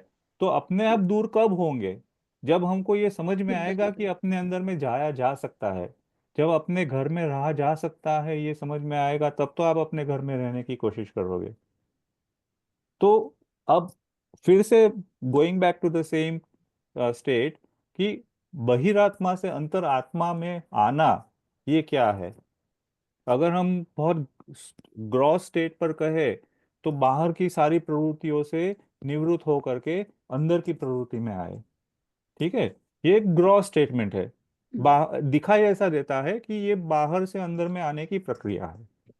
अब इसको थोड़ा सा हम सूक्ष्मता से समझे कि एक्चुअल में प्रवृत्ति जो हमारी हो रही है, वो तो हमारे मस्तिष्क में, मन में हो रही है, शरीर में हो रही है, काया में हो रही, वचन में हो रही है। बाहर में कोई प्रवृत्ति नहीं हो रही है। दिखाई दे रहा है कि बाहर में प्रवृत्ति हो रही है, लेकिन वो प्रवृत्ति की जो शुरुआत है, वो तो मन वचन काया में हो रही है। ठीक है। तो माने बहिरात्मा जो कर रहा है, वो मन वचन काया की अपेक्षा से कर रहा है। जब आप ये समझ लो कि मन वचन काया का भी कंट्रोल आपके हाथ में नहीं है, क्योंकि आप उसके केवल ज्ञाता है, आप केवल उसके दृष्टा है। आप जैसे ज्ञान करोगे, आप जैसी दृष्टि करोगे, वैसा आपके अंदर में परिवर्तन होगा, मन वचन काया में नहीं होगा। मन वचन काया में तो जैसे आपकी प्रवृत्ति, आपकी अपनी प्रवृत्ति और तेज होती चली जाएगी, उसकी प्रवृत्ति मंद होती चली जाएगी। तो आपको दिखेगा कि यहाँ पर अब ये बहिरात्मा से अंतरात्मा की ओर जाने की शुरुआत हो रही है। अब अगर आप देखिए कि हमारे जो निर्जरा के जो साधन बताए हैं, हमको 12 प्रकार के तप बताए हैं। तो ये तप में हमको पहला तप बताया, अनशन। तो अनशन में क्या करना है? कि आप उपवास करो। उपवास करके भोजन का त्याग करो, भोजन का त्याग करके आप स्वाध्याय करो। अब भोजन का त्याग क्यों कहा? क्योंकि शरीर की एनर्जी जो है, वो फूड से लिंक्ड है। अब जब शरीर को आप फूड नहीं दे रहे हो, तो शरीर की एनर्जी कहाँ से आएगी? अब सब शरीर की एनर्जी नहीं आएगी, तो आपका कंट्रोल अपने ऊपर और बढ़ेगा, आपका ध्यान अपने ऊपर और बढ़ेगा। अब कहीं जाना ही नहीं है, अभी कुछ कर ही नहीं सकते हैं, अभी कहीं कोई एक्टिविटी हो ही नहीं सकती है, तो हम एक स्थान पर आराम से बैठ सकते हैं। और जब एक स्थान पर बैठते हैं, उस समय में एक क्षण के लिए भी ये विचार आया कि मुझे बाहर जाने की जरूरत थी क्या, मुझे बाहर कुछ करने की आवश्यकता थी क्या, क्योंकि मेरे करने से तो कुछ हुआ नहीं, तो मुझे वो करने की जरूरत क्या थी। तो मुझे तो यहाँ अच्छा लग रहा है। माने आपने फर्स्ट स्टेप क्लियर किया।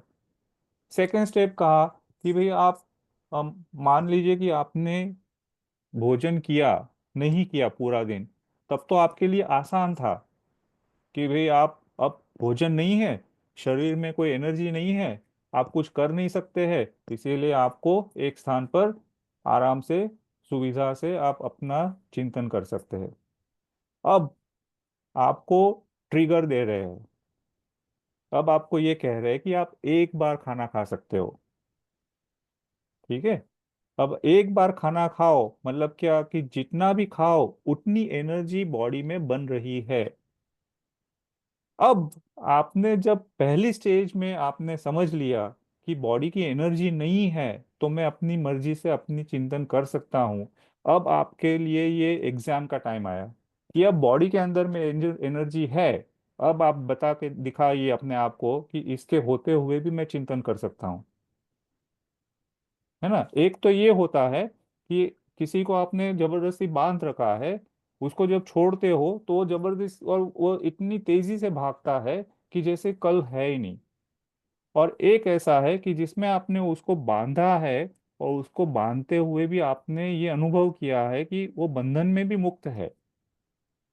तो जब उसको छोड़ने की बात आती है तो वो दूर तक भागेगा नहीं, क्योंकि वो बंधन में भी मुक्ति का अनुभव कर रहा था।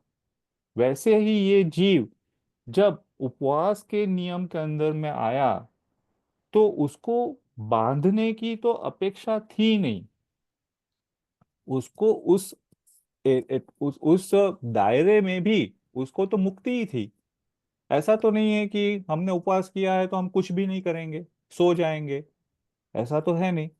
फिर भी हम चिंतन करते हैं, ध्यान करते हैं, कुछ पढ़ते हैं, कुछ समझते हैं, कुछ अपने जो दिशा है, अपना जो पर्पस है उसके बारे में सोचते हैं। तो मतलब उतना सोचने की तो हमको आजादी है ना। तो उस बंधन में भी मुक्ति तो है।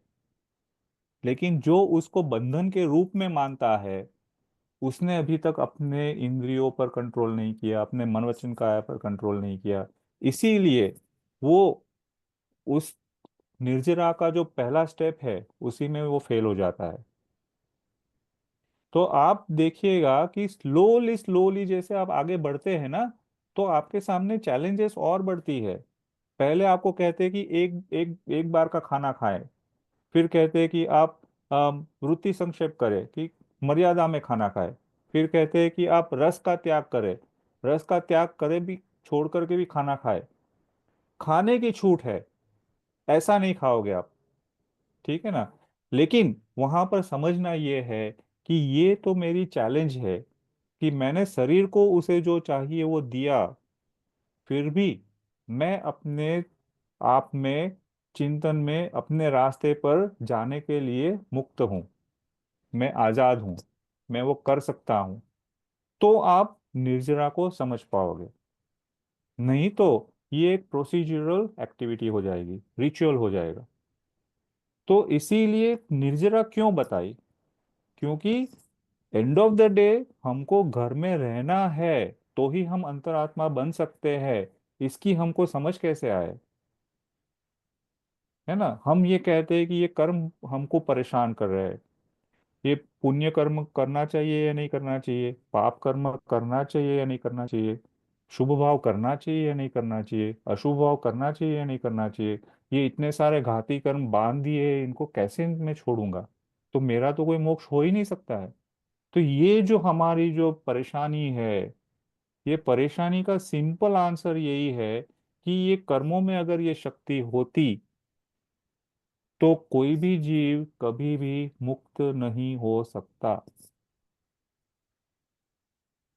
तो मुक्त हुए जीव हमारे सामने है, हमको बताया गया है नहीं, हम खुद अनुभव कर सकते हैं। आप उपवास करके देखिए, और उपवास के दिन आप ये अनुभव करके देखिए कि शरीर को भोजन चाहिए, उसको जो भोजन मिलना चाहिए वो उसको मिल रहा है, मुझे जो भोजन चाहिए वो मुझे भी मिल रहा है, तो फिर हमको तकलीफ कहाँ है?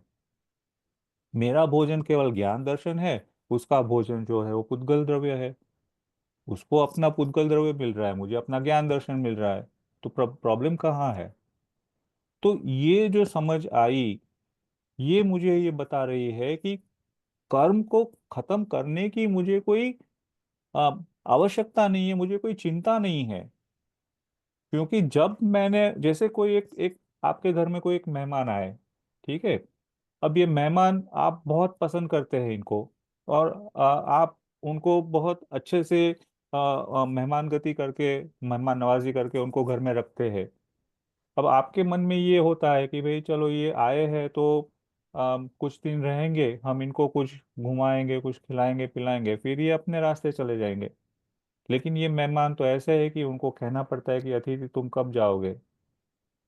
तो अब ऐसे मेहमान है, तो आप उनसे अगर अपना अ, रास्ता निकालना चाहते हैं तो आप क्या कर पाओगे? कि एक टाइम ऐसा आएगा कि भी आप अब उनका ख्याल करना ही बंद कर दो, कि ठीक है वो उन्होंने खाना खाया या नहीं खाया, उनको पसंद है नहीं पसंद है, उनको कहाँ जाना है, क्या हो रहा है, कुछ भी नहीं ध्यान रखे, आप बिल्कुल निग्लेक्ट कर दीजिए उनको, तो वो कितने दिन रहेंगे?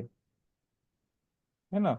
एक कितना ही जटिल भी मेहमान हो, कितना ही क्या कहते हैं कि एक स्ट्रांग माइंडेड मेहमान है कि मुझे जाना ही नहीं है, वो भी कितने दिन रह सकता है अगर उसको निग्लेक्ट किया जाए? वो तो फिर भी मेहमान है कि जिनको पांच इंद्रिय है, जिनको मन है, जिनको कॉन्शियस स्टेट है। ये कर्म तो कॉन्शियस स्टेट में भी नहीं है। तो जब आप उनकी तरफ दृष्टि ही नहीं करते हो तो कब तक आपके साथ में रहेंगे? तो प्रोसेस ये है निर्जरा का कि कर्म को कर्म के रूप में जाने, कि ये एक एक्टिविटी है, ये एक प्रोसेस है, ये प्रोसेस इस संसार में चल रही है, और ये प्रोसेस को केवल ज्ञान में देखा जा रहा है। तो ये प्रोसेस केवल ज्ञान से हमको ये समझा रही है कि हमको ये प्रोसेस को स्टॉप करना है अपनी दृष्टि से, अपने लाभ के लिए, अपने स्वार्थ के लिए, अपने फायदे के लिए। और उसमें हम कर्म को तो कुछ कर ही नहीं सकते हैं, हम उस मेहमान को तो हम डांट करके निकाल नहीं सकते हैं। अब हमको, हमारे सामने एक ही रास्ता है, उनको निग्लेक्ट किया जाए। तो निग्लेक्ट कब होगा?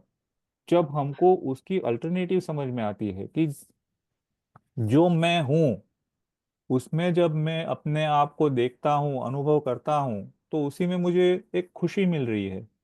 अब मुझे और खुशी के लिए और कहीं कुछ ढूंढना नहीं है, किसी और को पकड़ना नहीं है, किसी और का मीडियम नहीं चाहिए मुझे खुशी के लिए। तो ऑटोमेटिकली जो भी मीडियम अब तक होता था, वो मीडियम के लिए मेरा कोई रिस्पॉन्स ही नहीं बनता है। और जब वो रिस्पॉन्स नहीं बनता है तो नेचुरली वो मीडियम भी अपने आप धीरे धीरे खिसक जाएगा। है ना? तो अब हम अगर कर्म की दृष्टि से देखें, तो यहाँ पर हमको ये जो 8 प्रकार के कर्म बताए, ये क्यों बताए? कि आपने अपने पूर्व जन्मों में जब ये समझ नहीं थी कि हकीकत क्या है, संसार की, इस तीन लोक की हकीकत क्या है, इनके तरफ आपकी दृष्टि नहीं थी, तो आपकी जो भी एकेंद्रिय के जीव कहिए, निगोद के जीव कहिए, उनके भी ज्ञान में जो कुछ भी आ रहा था, उनमें ही उन्होंने अपने सुख को ढूंढने की कोशिश की, और उसी वजह से अनेकों कर्म बांधे। अब जो सुखी होने की जो कोशिश की गई थी, वो आपके मोहनीय कर्म की अपेक्षा से, ये आपको वहां पर सुख का एक मोह जगा था कि यहाँ पर मुझे सुख मिलेगा, ऐसा एक मोह जगा था, ऐसी एक इच्छा जगी थी, इसीलिए वो आपका मोहनीय कर्म हो गया। तो ऐसा कोई कर्म नहीं होता है कि जिसके ऊपर लिखा है कि ये मोहनीय कर्म है, ये ज्ञानावर्णीय कर्म है, ये दर्शनावर्णीय कर्म है, ऐसा कहीं कर्मों के ऊपर में भी नॉमेनक्लेचर नहीं है। लेकिन जीव जो प्रवृत्ति करता है, उसमें जहां जहां जो बाधा आती है, उस कर्म को उसी प्रकार का नाम दिया जाता है। ठीक है। तो जैसे मैंने जब ये नहीं समझा कि ज्ञान करने की अपेक्षा से तो जीव एक ही ऐसा द्रव्य है इस पूरे लोक में जो ज्ञान कर सकता है, बाकी के पांच द्रव्यों के पास में वो संभावना नहीं है, तो मैंने उस जीव को नहीं समझा और जीव का ज्ञान करने की बजाय मैंने बाकी के पांच द्रव्यों का ज्ञान किया। कि अच्छा, मैं ये तो देखूं भाई पड़ोसी के घर में सोफा कैसा है, ये तो देखो कि उनके घर में टीवी कौन सा है, ये तो देखो कि उनके घर में कौन सी ट्यूबलाइट्स लगाई है, कैसी बल्ब्स वगैरह लगाया है, कैसा डेकोरेशन है, ये तो देखो कि उनको रंग कैसे लगाया है। तो मेरा जो फोकस है वो मेरे घर को देखने की बजाय पड़ोसी के घर में ही रहा है अनादिकाल से। और ये अनादिकाल से जो पड़ोसी के घर में ध्यान रहा है मेरा, उसकी वजह से मैं क्या करता, अच्छा ये रंग बहुत बढ़िया लग रहा है, मैं अपने घर में भी यही रंग लगाऊं। ये जो सोफा सेट है ये बहुत अच्छा लग रहा है, आपने कहाँ से खरीदा, यहाँ से खरीदा, मैं भी वहां से खरीदूंगा। तो हम अपना जो नेचर है, अपना जो स्वभाव है, अपना जो गुण है, वो भूल गए। और जो दूसरे द्रव्यों का जो गुण है उनके ऊपर में ही हमारी दृष्टि रही, उसकी वजह से जो हम अपने आप को नहीं जान पाए वो हमारा ज्ञानावरणीय कर्म बना। अपना दर्शन नहीं किया वो हमारा दर्शनावरणीय कर्म बना। दूसरे द्रव्यों के प्रति मोह प्रकट किया वो हमारा मोहनीय कर्म बना। तो अब जैसे जैसे जहां जहां जैसी परिस्थिति रही है, जैसे मैंने उनसे कहा कि मुझे आपके जैसा सोफा खरीदना है, तो उस तरफ से जब मेरा लक्ष्य ये रहा कि मुझे भी ऐसा सोफा खरीदना है, तो मैंने ऐसे प्रकार का नामकरण बांध लिया कि मुझे ऐसा शरीर मिले, ऐसी शक्ति मिले, ऐसी चीजें मिले, ऐसा रंग मिले, ऐसा मुझे सुनने वाले लोग मिले, मेरी बातों का स्वीकार करने वाले लोग मुझे मिले, मुझे आदर सम्मान करने वाले परिस्थितियां मिले। तो ये सब जो चीजें बनी वो मेरे अघाती कर्मों में बनी। तो अब जब ये समझ में आता है कि अघाती कर्म ये है, और ये कर्म जो है मुझे इस तरह से भ्रमित कर रहे हैं कि मैं जो पूरी योजना है, जो पूरा प्रोसीजर है, जो पूरी प्रोसेस है उसको समझे बिना मैं इन्हीं के साथ में रिश्ता बनाया जा रहा हूँ। इसीलिए मुझे कहा कि भाई ये कर्म जो है ना ये अलग अलग अलग तरीके से आपको परेशान करेंगे। जैसे हम जो वॉर स्ट्रेटेजीज बनाते हैं वो कहेंगे आपको कि भाई हमारे पास एक लैंड की भी एक मिलिट्री है, एयरफोर्स भी है, सी में से भी नेवी भी हमारी एक्टिवेट होती है, और हमारे पास कुछ मिसाइल्स भी है, हमारे पास कुछ ड्रोन्स भी है। तो ये सारी अलग अलग सेना है, एक सेना एक ही है लेकिन अलग अलग इसके एस्पेक्ट्स है।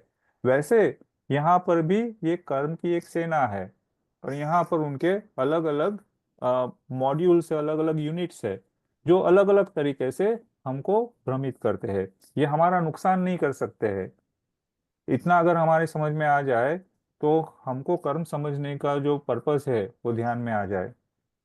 ये केवल हमको भ्रमित कर सकते हैं, ये केवल हमको कंफ्यूज कर सकते हैं, हमारा नुकसान नहीं कर सकते हैं। इसीलिए जो घात की अपेक्षा कही है कि इनको घातिया क्यों कहा, क्योंकि ये जो हमारी समझ है ना, ये समझ का वो घात कर रहे हैं। ये जो हम हमको जो इसमें से हमको जो रास्ता दिखना चाहिए वो रास्ता नहीं दिख रहा है। ये जो हमारी जो कंफ्यूजन है, ये कंफ्यूजन का कारण ये है, इसीलिए उनको घात कहा है, घातिया कहा है। तो ऐसा नहीं है कि कुछ कर्मों के पार्टिकल्स में ज्यादा पावर है, कुछ कर्मों के पार्टिकल्स में कम पावर है, इसीलिए जो ज्यादा पावर वाले हैं उनको घातिया कह दिया, जो कम पावर वाले हैं उनको अघातिया कह दिया। जो कर्म की जो प्रकृतियां है, जो नेचर है, वो हमको किस तरह से कंफ्यूज करती है, उस तरह से हमारा उनके सामने ये उनको समझने का ये रास्ता है। तो अब अगर हम कहें तो कर्म को हम कितने ही नंबर्स में डाल सकते हैं कि एक 1 नंबर भी कर्म होता है, कि जो पुद्गल है वो कर्म है। अगर 2 तरह के कर्म कहे तो हम कहेंगे घाती अघाती कर्म है। 8 प्रकार के कर्म कहेंगे तो इतने सारे कर्म हुए। 148 प्रकार के कर्म कहे तो वो उनकी जो सब सेट्स है, जो उनकी कैटेगरीज है, सब कैटेगरीज है, वो आ जाएगी। और अगर हम कहें कि अनंत कर्म है तो कर्मण कर्मण वर्गणा के जितने पुद्गल का नंबर है उतने सारे, क्योंकि उनकी पोटेंशियल है कि वो कर्म के रूप में बन सकते हैं, इसीलिए अनंत कर्म भी कहे जा सकते हैं। तो अब यहाँ पर कर्म को हमारे सामने रखने का पर्पस अगर हम समझ पाते हैं कि ये हमारी सबसे बड़ी रुकावट है, जो हमको आ, जो बहिरात्मा से लेकर के अंतरात्मा की जर्नी में सबसे ज्यादातर परेशान करेगी। एक बार अंतरात्मा में आ गए तो फिर जो बची हुई सेना है ना, वही हमको कुछ परेशान कर सकती है। नई सेना नहीं आएगी, नए कर्मों की उत्पत्ति नहीं होगी, नए कर्मों का आना नहीं होगा। तो इसीलिए पहले तो ये कहते हैं कि भाई आप बहिरात्मा से अंतरात्मा में आओ क्यों? क्योंकि कम से कम आपने उस सेना को भी मर्यादित कर दिया कि अब इससे ज्यादा के साथ में तो मुझे लड़ाई करनी नहीं है। नहीं तो क्या हो रहा है कि बहिरात्मा में तो हम एक को मारते हैं 10 खड़े हो जाते हैं, 10 को मारते हैं 100 खड़े हो जाते हैं। तो वो तो सेना खत्म ही नहीं हो रही है। और वो इसीलिए नहीं हो रही है क्योंकि हम नहीं चाहते कि वो खत्म हो। जब अंतरात्मा में आते हैं तो हमने ये निर्णय कर लिया कि हमको ये सेना को खत्म करना है। और खत्म करना है माने क्या? सेना तो अपने आप ही खत्म होगी, बस हमको उनके साथ में उलझना नहीं है। उलझते नहीं है तो नई सेना आती नहीं है, और पुरानी सेना का अपना समय हो गया तो चली जाती है, खत्म हो जाती, जिसको हम खत्म हो गया कहते हैं। माने क्षय करना या कर्मों को खत्म करना, इसका तात्पर्य ये लेना है कि अब मेरा कर्म के साथ में रिश्ता कम हो रहा है। अब मुझे वो रिलेशनशिप में जो प्रोसेस है उसका ध्यान आ रहा है, और मेरा उसमें क्या इन्वॉल्वमेंट है वो मेरे ध्यान में आ रहा है। अब मेरा इन्वॉल्वमेंट धीरे धीरे धीरे धीरे कम हो रहा है, तो नेचुरली वो लोग, वो भी जो द्रव्य है, वो भी अपने मूल रूप में चला जा रहा है, वो भी मुझे परेशान नहीं कर रहा है। तो ये मेरे ध्यान में आता है। तो इस तरह से जब हम कर्मों को समझे तो हमको हमारा पर्पस जो है ना वो हमेशा ही साथ में रखना है। बहिरात्मा से अंतरात्मा में जाने की प्रोसेस, उसको हमेशा ही साथ में रखना है। और फिर उसके रिलेशन में आप 7 द्रव्यों को समझे, 7 तत्वों को समझे, कर्मों को समझे, भावना को समझे, और जितनी भी आगे जो कुछ भी बातें आएगी जिनवाणी में, वो सबको उसी दृष्टि से समझे, तो आपको अवश्य ही लाभ होगा। किसी के कोई प्रश्न है तो पूछ सकते हैं। अभी अपनी ये जो चर्चा चल रही थी हम्म। उसमें ही मेरा चिंतन भी चल रहा था। हम्म। तो बार बार शब्द आ रहा था कर्म। हम्म। तो उससे मतलब मेरे चिंतन में आया कर्म की परिभाषा। हम्म। कर मैं हम्म। मैं जो कुछ करता हूँ वो कर्म है और हम्म। कुछ नहीं है। हम्म। और हमारे आचार्यों ने आपने भी बताया, अभी आपने भी कहा था कि हम व्यवहार से तो कहते हैं कि कर्मों का क्षय करेंगे, हम्म। लेकिन निश्चय से कहते हैं निर्जला करेंगे। हम्म। तो जब पादी नहीं है तो व्यय किसका? हम्म। और वो चीज मेरी है ही नहीं, तो मैं हम्म। क्षय किसका करूंगा? बिल्कुल। इसके लिए बिल्कुल। निर्जला कहा। हम्म। इसका सबसे अच्छा उदाहरण अपना समुद्र का तट है, बीच है। हम्म। जहाँ पर हम जाते हैं तो कपड़े गीले रहते हैं, तो हम्म। सैंड जो रहती है, मिट्टी बालू रहती, वो हम्म। हमारी चिपक जाती है। हम्म। लेकिन जैसे ही थोड़ी देर में कपड़े सूख गए तो हम्म। वो अपने आप झड़ जाती, निकल जाती, वो हमारे साथ बिल्कुल। रहते ही नहीं है। बिल्कुल। इसके लिए हमको उसको हटाने की जरूरत नहीं है। बिल्कुल। हम उनको हटाने का प्रयास न करें, हम्म। बल्कि ये प्रयास करें कि हमारे कपड़े ही गीले ना हो, तो हमसे चिपकेंगे ही क्यों? बिल्कुल। बहुत अच्छे। पहले भी आपने बादाम हाउस में चर्चा होती तब कहा था मैंने कि हम आश्रव को ही रोकें। हम्म। जब कर्म ही नहीं आएंगे तो हमें संवर करने की जरूरत भी नहीं पड़ेगी। बिल्कुल। जब मेन सोर्स ही उसका बंद हो गया तो अल्टीमेटली हम प्योर ही रह जाएंगे, तो बिल्कुल। हमारे को कुछ जरूरत भी नहीं रहेगी, फिर जल्दी हो जाएगा। और दूसरे, हम्म। मैंने अभी थोड़ी देर पहले ही कहा था कि आघातिया कर्मों के बारे में, कि हो सकता है लॉन्ग पीरियड हो सकता है उसी क्षण हो जाए, एक हम्म। दिन में ही हो जाए। तो उसका पर्पस भी वही था कि हमको कर्मों से डरना नहीं है, हम्म। क्योंकि वो जो है वो अ, हमारे उस अवस्था में है कि वो हमारा कुछ बिगाड़ नहीं सकते। हम्म। क्योंकि एक बार केवल ज्ञान हो गया तो फिर तो हम निष्प्रय हो गए हैं, हम्म। कर्तृत्व भावना से दूर हो चुके हैं, हाथ हम्म। पर हाथ रख के बैठे हैं, हम हम्म। ध्यान ही कर रहे हैं। हम्म। तो अपने आप ही सिद्ध हो जाएंगे। अभी नहीं होंगे, थोड़ी देर बाद होंगे, कल हम्म। होंगे, परसों होंगे। हम्म। और जब तक हमारे को केवल ज्ञान नहीं होता तब तक भी अपने प्रभु जितने भी हुए तीर्थंकर, उन्होंने हम्म। कभी प्रवचन नहीं दिए। हम्म। प्रवचन कब दिए? जब वो मुनि अवस्था में थे तब तक प्रवचन दिए। और केवल जब अवस्था एक में। बार अर्यंत अवस्था आ गई उनकी, तो वो मुनि अवस्था से अर्यंत अवस्था की ओर प्रयाण किया, उन्होंने गमन किया, तो वो शांत हो गए, चुप हो गए।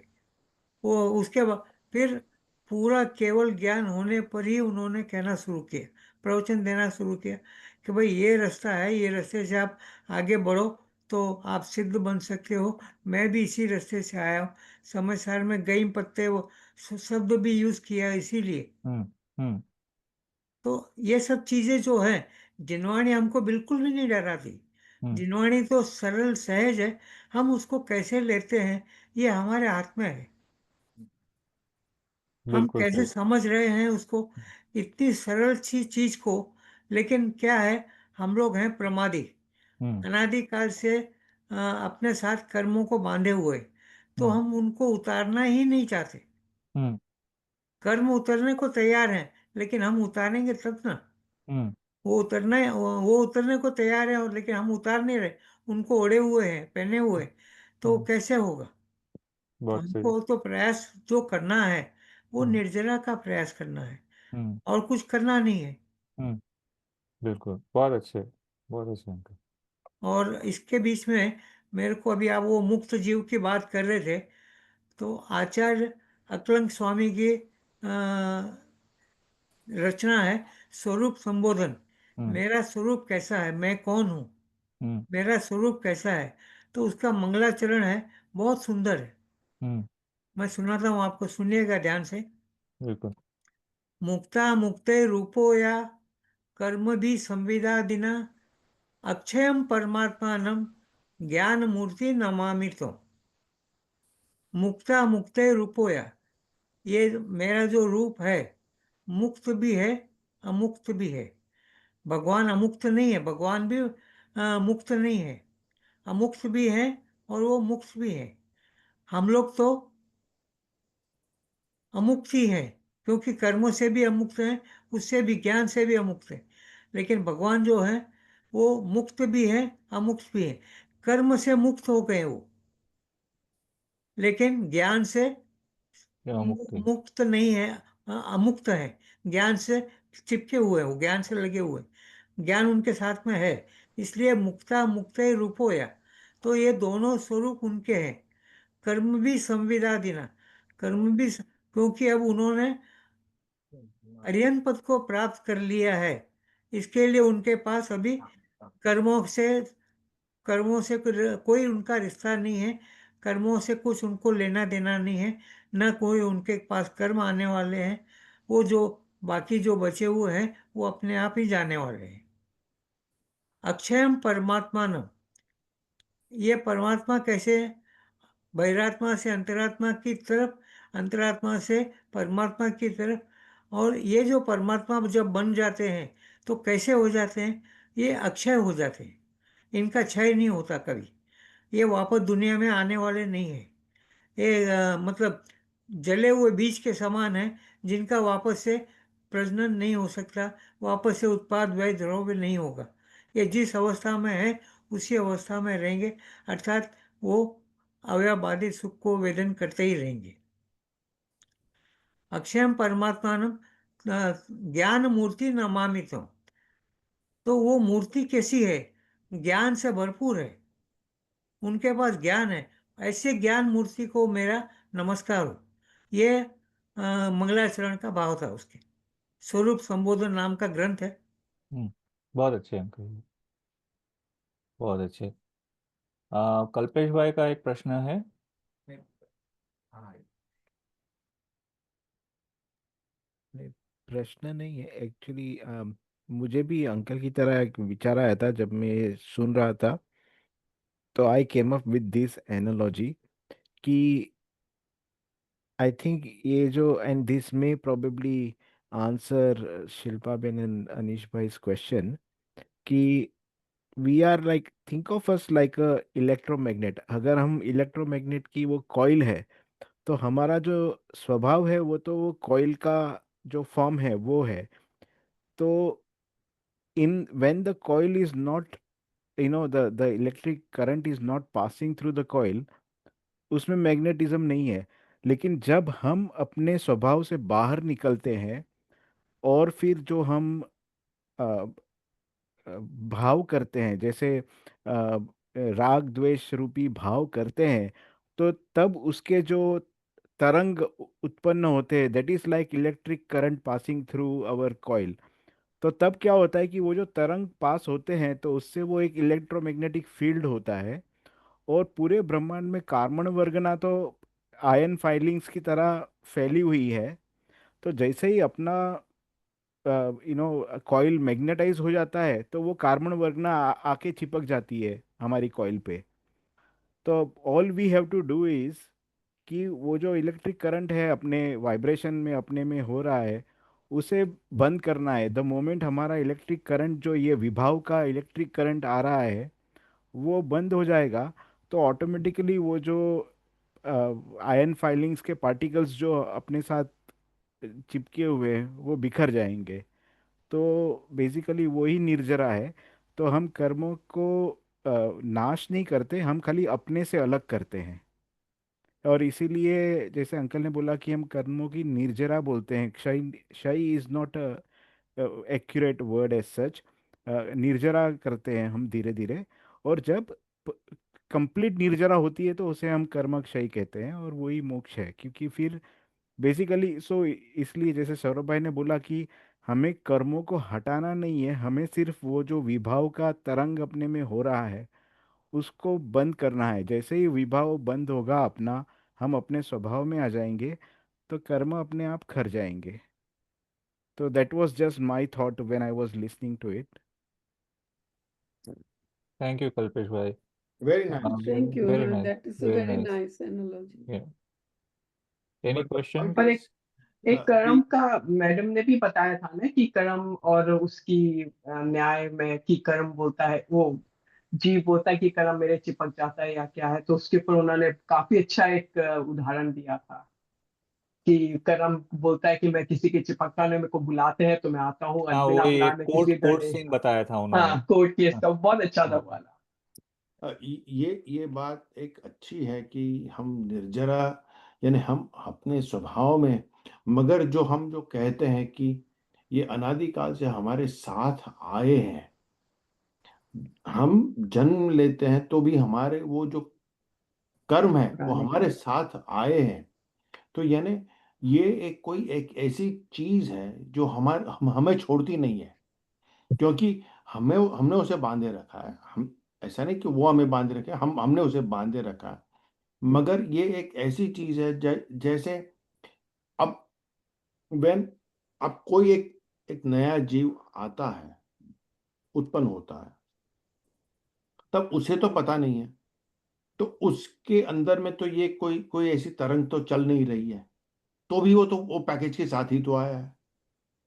जी, तो ये ऐसा नहीं है कि वो पता नहीं है। पर्याय पर्याय है उसकी। पर्याय है ना? पता तो हाँ। हर जीव को हर समय है, हम्म, हम्म। उसका एहसास नहीं है।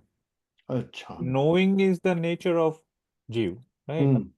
हम्म। जीव, even when जीव moves from one body to the other body, hmm still knowing. When Jeev moves from one body to the state of Siddha, still knowing. तो knowing तो कभी भी बंद नहीं होती है, लेकिन वो नोइंग का जो अनुभव है, जो उस हम्म, इसको क्या हम्म, कहा जाए या इसका क्या इंटरप्रिटेशन है, वो उसको नहीं पता है। अच्छा। अब एक एक बीज है, वो बीज में भी नोइंग हो रहा है, ज्ञान हो रहा है। उसमें से जब वो एक सैपलिंग बनेगा तो उसमें भी ज्ञान हो रहा है। वो जब पेड़ बनेगा तो उसमें भी ज्ञान हो रहा है। लेकिन इस ज्ञान को किस अपेक्षा से समझा जाए, वो उसकी उस पर्याय में संभावना उसकी नहीं है, क्षमता नहीं है। उसकी क्षमता नहीं है, कैपेसिटी नहीं है। उसको परिभाषा दी गई ना, कर्म फल चेतना। हम्म। पेड़ के लिए कहा गया कि हमारे में चेतना रहती है, लेकिन वृक्ष के जड़ जो होती है, रूट होती है ट्री की, वो जहाँ पानी होता है वहाँ के वो चली जाती है। वो सिर्फ इसके लिए कि उसके में भी चेतना है, वो हम्म। भी जीव है, उसके चेतना है। हम्म तो कर्म फल चेतना है, लेकिन वो कुछ का प्रतिकार नहीं कर सकता। हम्म।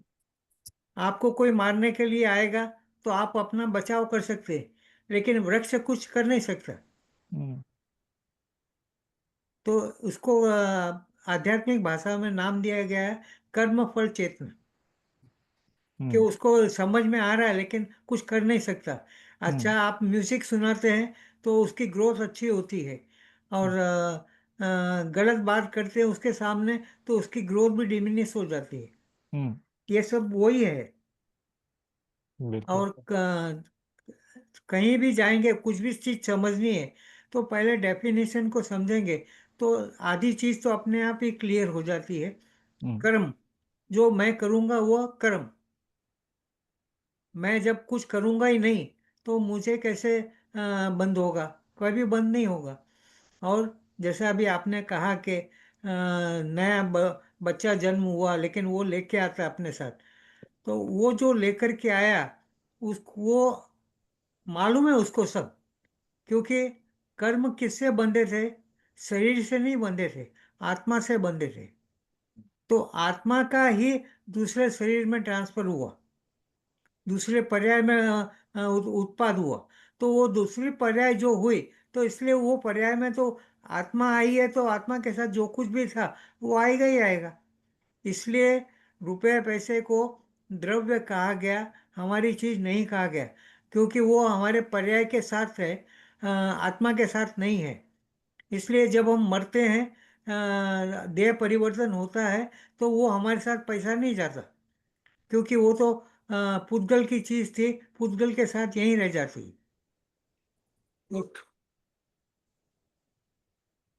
लेकिन हमारे साथ में जो जाती है, वो सिर्फ हमारी जो ज्ञान है, हमारे कर्म है, वो ही जाते हैं। इसके लिए पैसा, रुपया, धन दौलत सब यहीं रह जाता है। हम्म। हमारे आचार्यों ने बहुत कुछ क्लियर कट लिखा है। हमको चिंतन करना चाहिए कि उन्होंने ऐसा कहा तो क्यों कहा, ऐसा लिखा तो क्यों लिखा, और ये शब्द यूज किया इसकी जगह।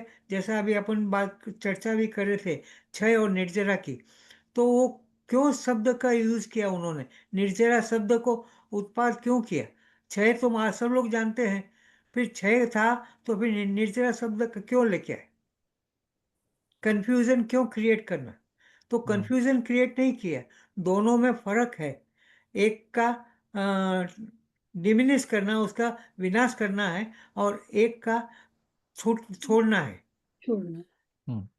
त्याग में वस्तु छोड़ी जाती है, उसका नाश नहीं किया जाता। हम्म। दान में हम त्याग करते हैं, लेकिन साथ में हम उसको छोड़ते नहीं है। त्याग भी कर रहे हैं लेकिन छोड़ते नहीं है। क्यों नहीं छोड़ते हैं? क्योंकि वो शुभ भाव से किया गया कर्म है, तो वो कर्म भी अपने साथ वापस जुड़ गया, तो वो आपको पुण्य रूप में कभी न कभी वापस फल देगा ही देगा। तो दान में दिया गया पैसा ऐसे ही चला जाता नहीं है। लोग कहते हैं ना कि ये बहुत दानी पुरुष है इसलिए इसके पास पैसा है, तो उसका कारण भी वही है, क्योंकि हम्म। उसके जो कर्म थे वो कर्म उसके साथ वापस आ गए, वो कर्म आ गए उसके साथ, इसलिए वो कर्म उसको पैसा और लेके आए। ये छोटा छोटा चिंतन जो है हमको बहुत आगे तक लेके जाएगा। इसलिए सब हम रोज के काम भी जितने भी हैं अपने घर में, ऑफिस में, बाहर संसार में, तो वो काम करते समय ये ध्यान करें कि हम ऐसा क्यों कर रहे हैं, इससे क्या होगा क्या नहीं होगा। तो अपने आप हम संसार में रह करके भी विरक्त होते जाएंगे धीरे धीरे, और एक स्थिति ऐसी आएगी कि पूरी तरह से विरागता में प्रकट होएगी। तो हमको फिर मुनि मार्ग पर चलने के लिए और अरिहंत बनने के लिए कोई रोक नहीं सकेगा। सच बात है अंकल जी। किसी के कोई प्रश्न है तो पूछ सकते हैं। समझ में आ रहा है ना आपको? क्या क्या कॉन्टेक्चुअली कैसे समझना है इनको? समझ में आ रहा है, बट बड़ा मुश्किल चीज है ये, इतना आसान नहीं है। ये इसको आसान कॉम्प्रिहेंड इस करना आसान नहीं है। क्योंकि हमने कभी सोचा नहीं है इस दृष्टि से। Correct, correct, correct. तो जब सोचने की शुरुआत होगी तो सारा आसान तो होता ये चला कॉम्प्रिहेंड जाएगा। होते जाएगा। जैसे मगर ये इस तरह अभी से सोचा ही नहीं था ना कभी। 2 क्लास के पहले मैंने यही क्वेश्चन मैडम से भी पूछा था कि अगर रियलिटी इतनी सिंपल है तो उसको कॉम्प्लेक्स हम क्यों बनाते हैं? रियलिटी इतनी ही है कि मैं जीव हूँ और बाकी सारा द्रव्य जो है वो अजीब है मेरे लिए। हम्म, इतनी ही रियलिटी सिंपल है। ये सिंपल रियलिटी समझ में आ गई तो बाकी सारी चीजें खत्म हो जाएगी। फिर भी हमने उनको क्यों कॉम्प्लेक्स किया है? तो उन्होंने भी यही कहा कि अनादि से जो है हम ऐसे ही कॉम्प्लेक्सिटी में ही जीते आए हैं। उसको जो जीव उसको सिंपल करके निकल जाता है वो सिद्ध हो जाता है, और जो उसकी कॉम्प्लेक्सिटी में अटक जाता है वो उसी में ही घूमते रहता है। तो कॉम्प्लेक्स चीज में भी जो सिंपल है उसको अगर हम समझना शुरू कर दे तो कॉम्प्लेक्सिटी भी हमारे लिए सिंपल हो जाएगी। It just needs a thinking, nothing else. हाँ, वही चिंतन होना है कि, और इसीलिए हमको मार्ग भी उन्होंने ऐसे ही बताया ना कि आप बहिरात्मा से अंतरात्मा में आइए, तब तो जाकर के परमात्मा की अपेक्षा होगी। अभी परमात्मा की तो बात ही नहीं हो रही है। परमात्मा आपके रोल मॉडल है, लेकिन आप उस रोल मॉडल तक पहुंचने के लिए भी आपको जो अपनी जो अवस्था है उसको भी तो समझना जरूरी है। तो हमारी जो स्ट्रेंथ्स एंड वीकनेसेस है, हमारी जो अपॉर्चुनिटीज और थ्रेट्स है, उनको जब हम समझते हैं तो ऑटोमेटिकली वो कॉम्प्लेक्स चीज़ें जो है वो धीरे धीरे धीरे धीरे सिंपल होती चली जाएगी। तो फिर उसमें एक्सेप्ट करना भी मुश्किल नहीं होगा। The weaknesses can be different, but the strength is constant. Yes. Yes, yes.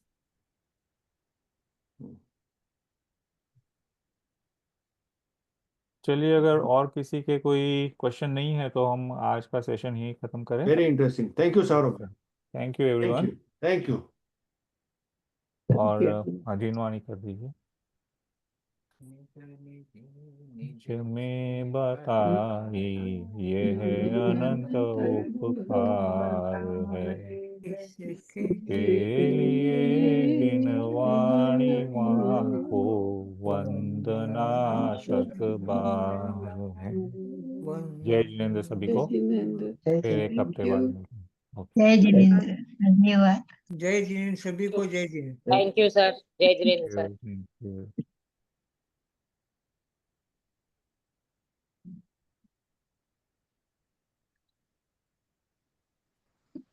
Recording stop कर दो ना।